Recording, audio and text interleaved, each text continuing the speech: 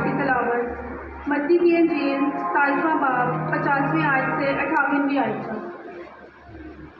یسوع نے پھر بڑی آواز سے چلا کر جان دے دی اور مقدس کا پردہ اوپر سے نیچے تک پھٹ کر 2 ٹکڑے ہو گیا اور زمین لرزی اور چٹانیں تڑک گئیں اور قبریں کھل گئیں اور بہت سے جسم ان مقدسوں کے جو سو گئے تھے جی اٹھے، اور اس کے جی اٹھنے کے بعد قبروں سے نکل کر مقدس شہر میں گئے اور بہتوں کو دکھائی دیے۔